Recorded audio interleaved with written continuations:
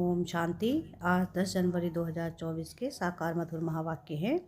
मीठे बच्चे अल्फ और बे, बाप और वर्षा याद रहे तो खुशी का पारा चढ़ा रहेगा।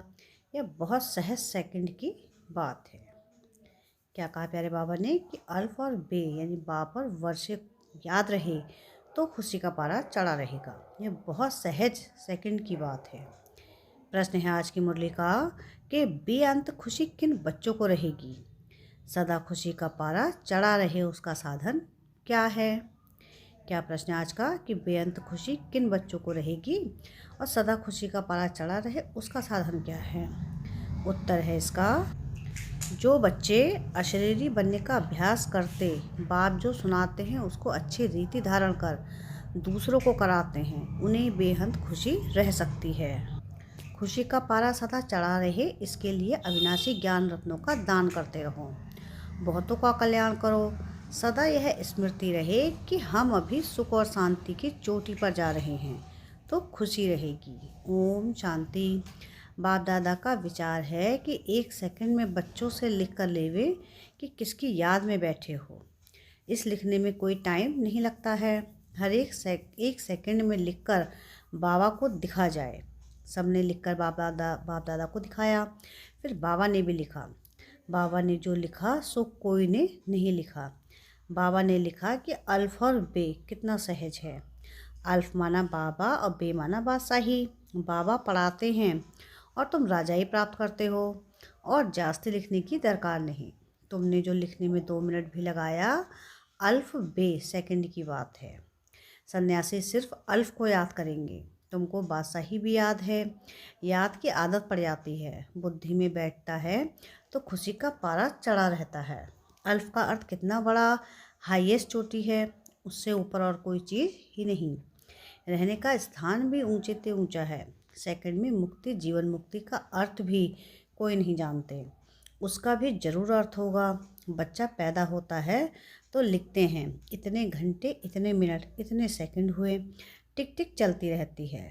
टिक हुई अल्फ बे, बस सेकंड भी नहीं लगता, कहने की भी दरकार नहीं। याद तो है ही। तुम बच्चों की इतनी अच्छी अवस्था होनी चाहिए, परंतु वह तब होगी जब याद रहेगी। यहाँ बैठे हो तो बाप और राजाई याद रहनी चाहिए। बुद्धि देखती है जिसको दिव्य दृष्टि कहा जाता है। आत्मा भी देखती है, बाप को आत्मा ही याद करती होगी। तुम भी बाप को याद करो तो राजाई इकट्ठी याद आ जाएगी। कितनी देरी लगती है। यहाँ भी याद में बैठेंगे तो बहुत गदगद हो जाएंगे। बाबा भी इस खुशी में बैठते हैं। बाप को यहाँ की कोई बात याद ही नहीं। बाबा याद करते हैं वहाँ की बातें। बाबा और राजाई जैसे कि दर पर खड़े हैं। बाप कहते हैं कि तुम बच्चों के लिए राजाई ले आया हूँ। तुम सिर्फ याद नहीं करते इसलिए खुशी नहीं ठहरती। तुम उठते बैठते अपने को आत्मा समझो और मुझ बाप और वर्षे को याद करो। कितना ऊंचा स्थान है जहाँ तुम रहते हो, दुनिया थोड़ी ही जानती है। मनुष्य मुक्ति में जाने के लिए कितना माथा मारते हैं। अभी मुक्ति धाम है कहाँ। तुम समझते हो कि आत्मा तो रॉकेट है, वो लोग चांद तक जाते हैं, फिर है पोलार। तुम तो पोलार से भी बहुत ऊंच जाते हो। चंद्रमा तो इस दुनिया का है। कहा जाता है सूर्य चांद से परे, आवाज़ से भी परे। इस शरीर को छोड़ देना है। तुम आते हो स्वीट साइलेंस होम से। आने जाने में टाइम नहीं लगता, अपना घर है। यहाँ तो कहाँ भी जाओ तो टाइम लगता है। आत्मा शरीर छोड़ती है तो सेकंड में कहाँ का कहाँ चली जाती है। एक शरीर छोड़ दूसरे में जाकर प्रवेश करती है। तो अपने को आत्मा समझना है। तुम बहुत ऊंच चोटी पर जाते हो। मनुष्य शांति चाहते हैं। शांति की हाईएस्ट चोटी है निराकारी दुनिया और सुख की भी हाईएस्ट चोटी है स्वर्ग। ऊंचे ते ऊंच को टावर कहा जाता है। तुम्हारा घर भी कितना ऊंचा है। दुनिया वाले कभी भी इन बातों पर ख्याल नहीं करते। उनको यह बातें समझाने वाला कोई है नहीं। उसको कहा जाता है शांति का टावर। मनुष्य तो कहते रहते हैं कि विश्व में शांति हो, इसका अर्थ नहीं जानते कि शांति कहाँ है। यह लक्ष्मी नारायण सुख के टावर में है। वहाँ कोई लोभ लालच नहीं। वहाँ का खान पान बोलना बड़ा रॉयल होता है।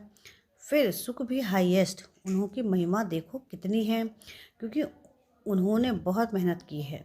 यह एक नहीं है, सारी माली बनी हुई है। वास्तव में 9 रत्न गाए हुए हैं। जरूर उन्होंने गुप्त मेहनत की होगी। बाप और वर्षे की याद रहे तब ही विकर्म विनाश होंगे, परंतु माया याद करने नहीं देती। कभी काम कभी क्रोध बहुत तूफानों से में लाती है। अपनी नब्ज देखनी है। नारद को भी कहा शक्ल देखो, तो वह अवस्था अभी है नहीं, बनानी है। बाबा एम ऑब्जेक्ट जरूर बताएंगे। अंदर में पुरुषार्थ करते रहो, आगे चलकर वह अवस्था तुम्हारी होगी। अशरीरी रहने की प्रैक्टिस करनी है। अब जाना है वापस। बाबा ने कहा कि मुझे याद करो। याद नहीं करेंगे तो सजाएं भी बहुत खानी पड़ेगी और फिर पद भी कम। यह है बहुत सूक्ष्म बातें। वो लोग साइंस में कितना डीप जाते हैं, क्या क्या बनाते रहते हैं। वह भी संस्कार तो चाहिए ना, जो फिर वहाँ भी जाकर यह चीज़ें बनाएंगे। सिर्फ यह दुनिया बदली होनी है। यहाँ के संस्कार अनुसार ही जाकर जन्म लेंगे। जैसे लड़ाई वालों की बुद्धि में लड़ाई के संस्कार रहते हैं, तो वह संस्कार ले जाते हैं। लड़ने बिगड़ रह नहीं सकते। ऑफिसर के पास क्यों लगी रहती है? भर्ती करते समय जांच करते हैं कि कोई बीमारी तो नहीं है। आँख कान आदि सब ठीक है, लड़ाई में तो सब ठीक चाहिए। यहाँ भी देखा जाता है कि कौन कौन विजयमाला का दाना बनेंगे। तुम्हें पुरुषार्थ कर कर्मातीत अवस्था को पाना है। आत्मा अशरीरी आई है, अशरीरी बन जाना है। वहाँ शरीर का कोई संबंध नहीं। अब अशरीरी बनना, आत्माएं वहाँ से आती हैं, आकर शरीर में प्रवेश करती हैं। ढेर की ढेर आत्माएं आती रहती हैं। सबको अपना पार्ट मिला हुआ है। जो नई पवित्र आत्माएं हैं उनको जरूर पहले सुख मिलना है, इसलिए उनकी महिमा होती है। बड़ा झाड़ है ना, कितने नामी ग्रामी बड़े आदमी हैं, अपनी अपनी ताकत अनुसार बहुत सुख में होंगे। तो अब बच्चों को मेहनत करनी है, कर्मातीत अवस्था में पवित्र होकर जाना है। अपनी चाल को देखना है, किसको दुख तो नहीं देते। बाप कितना मीठा है, मुंह से विलप्त है ना। तो बच्चों को भी बनना है। यह तो तुम बच्चे जानते हो कि बाप यहाँ है। मनुष्यों को थोड़ी ही यह मालूम है कि बाप यहाँ स्थापना कर रहे हैं, फिर भी जन्म जन्मांतर उनको याद करते रहते हैं। शिव के मंदिर में जाकर कितनी पूजा करते हैं, कितनी ऊंची चोटी पर बद्रीनाथ आदि के मंदिर में जाते हैं, कितने मेले लगते हैं, क्योंकि बहुत मीठा है ना। गाते भी हैं ऊंचे ते ऊंचा भगवान। बुद्धि में निराकार ही याद आएगा। निराकार तो है ही, फिर है ब्रह्मा विष्णु शंकर, उनको भगवान नहीं कहेंगे। अभी तुम बच्चे समझते हो कि हम ही सतो प्रधान देवता थे। जब हम विश्व के मालिक थे तो इतने ढेर मनुष्य थे ही नहीं। सिर्फ भारत में ही इनका राज्य होगा, बाकी सब चले जाएंगे। शांति धाम में यह सब तुम देखते रहेंगे। इसमें बड़ी विशाल बुद्धि चाहिए। वहाँ तुमको पहाड़ी आदि पर जाने की दरकार नहीं। वहाँ कोई भी एक्सीडेंट आदि नहीं होते। वह है ही वंडर ऑफ स्वर्ग। जब वह स्वर्ग का वंडर नहीं है तो माया के वंडर्स बनते हैं। यह बातें दुनिया वाले नहीं समझते। अब तुम स्वर्ग में जाने के लिए पुरुषार्थ कर रहे हो। वह है सुख का टावर, यह है दुख का टावर। लड़ाई भी कितने मनुष्य रोज मरते हैं, फिर जन्मते भी होंगे। गाया जाता है ईश्वर का अंत नहीं पाया जाता। जब ईश्वर तो है बिंदी, उनका अंत क्या पाएंगे। बाप कहते हैं इस रचना के आदि मध्य अंत को कोई नहीं जानते। साधु संत कोई रास्ता और रचना का अंत नहीं पा सकते। तुमको पाठ पढ़ाते हैं, इसको पढ़ाई कहा जाता है। सृष्टि चक्र के राज को तुम बच्चे ही जान रहे हो। वह तो कहते हैं हम नहीं जानते, या तो लाखों वर्ष कह देते हैं। अब बाप ने समझाया है कि यह जो कुछ तुम यहाँ देखते हो ये वहाँ नहीं रहेगा। स्वर्ग है टावर ऑफ सुख, यहाँ है दुख ही दुख। अचानक मौत ऐसा आएगा जो सब खत्म हो जाएंगे। मौत देखना मासी का घर नहीं है।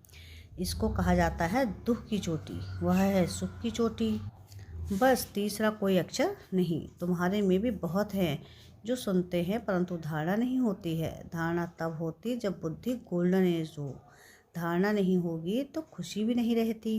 एकदम हाईएस्ट पढ़ाई वाले भी तो लोएस्ट भी हैं। पढ़ाई में फ़र्क तो है ना। उन्हों को कितना भी बेहद का बाप समझाए परंतु कभी भी नहीं समझेंगे।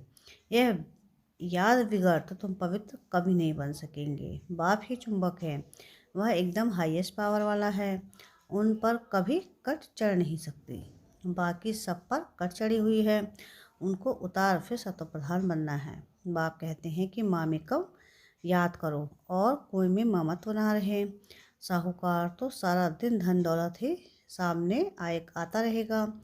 गरीबों को तो कुछ है नहीं, परंतु गरीब भी कुछ समझदार हों जो धारणा कर सके। याद बिगड़ किचड़ा कैसे निकलेगा, हम पवित्र कैसे बनेंगे। तुम यहाँ आए हो ऊंची चोटी पर जानते हो कि बाप की शिक्षा पर चलने से हम ऊंच सुख की चोटी पर जाएंगे। इसमें मेहनत है। बाप आते हैं टावर पर ले जाने, तो श्रीमत पर चलना पड़े। पहले नंबर में इन लक्ष्मी नारायण का ही गायन है, वह एकदम टावर में होंगे। फिर कुछ न कुछ कम। नई दुनिया को ही टावर ऑफ सुख कहा जाता है। वहाँ कोई मैली चीज़ नहीं होती, ऐसी मिट्टी नहीं, ऐसी हवाएं वहाँ लगती नहीं जो मकानों को खराब करे। स्वर्ग की तो बहुत महिमा है, इसके लिए पुरुषार्थ करना है। लक्ष्मी नारायण कितने ऊंच हैं, उनको देखने से ही दिल खुश हो जाती है। आगे चलकर बहुतों को साक्षात्कार होते रहेंगे। शुरू में कितने साक्षात्कार होते थे, कितना बाबा ने जलवा दिखाया। ताज आदि पहनकर आते थे, वह चीज़ें तो यहाँ मिल ना सके। बाबा तो जौहरी है। आगे जो 50,000 में मणि लेते थे, वह अब 50 लाख में भी ना मिले। तुम स्वर्ग के लिए पुरुषार्थ कर रहे हो, वहाँ अथाह सुख है। बाप इतना पढ़ाते हैं, परंतु बच्चों में रात दिन का फर्क पड़ जाता है। कहाँ राजा रानी, कहाँ दास दासियाँ। जो अच्छी रीति पढ़ते और पढ़ाते हैं छिपे नहीं रह सकते हैं। झट कहेंगे बाबा हम फलाने जगह जाकर सर्विस करते हैं। सर्विस तो ढेर पड़ी है। तुम्हें इस जंगल को मंगल यानी कि मंदिर बनाना है। रोटी टुक्कर खाया न खाया, यह भाग्य सर्विस पर। धंधे वाले लोग ऐसे कहते हैं, अच्छा ग्राहक आ जाता है तो फिर खाया न खाया भागे। धन कमाने का शौक़ रहता है, यह तो बेहद के बाप से अतः धन मिलता है। बस थोड़ा टाइम पड़ा है, परंतु कल शरीर छूट जाए, कोई भरोसा नहीं, विनाश तो होना ही है। तुम्हारे लिए तो मिरुआ मौत मल्लू का शिकार। तुम्हारी खुशी का पारावार नहीं, तुमको बेअंत खुशी होनी चाहिए। तुमको बहुतों का कल्याण करना है। पिछाड़ी को कर्मातीत अवस्था होनी है। तुम याद करते करते अशरीरी बन जाएंगे, तब अनायास ही उड़ेंगे।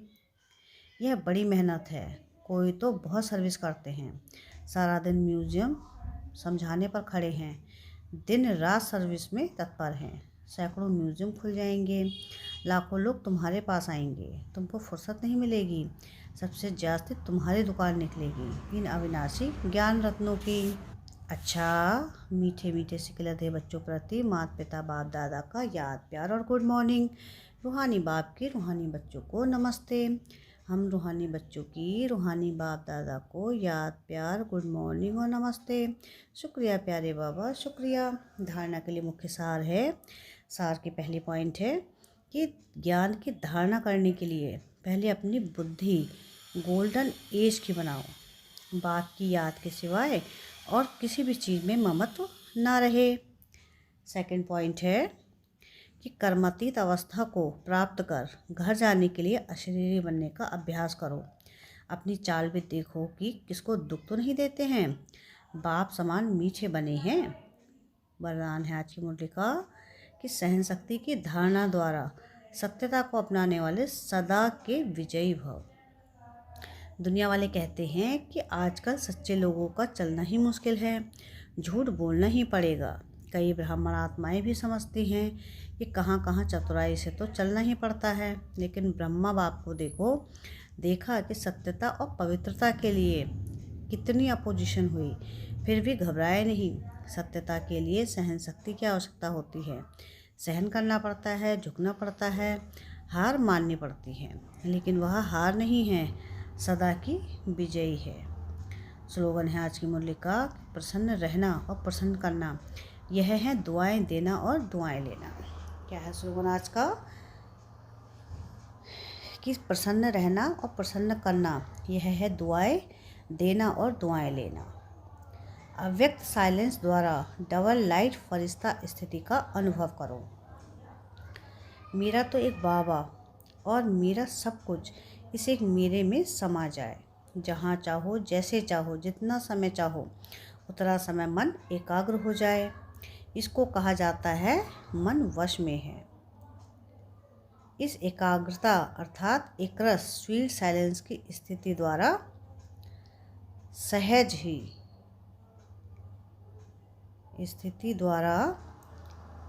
एकाग्रता अर्थात एकरस साइलेंस की स्थिति द्वारा सहज ही डबल लाइट फरिश्ता स्वरूप की अनुभूति होती है। अच्छा, ओम शांति।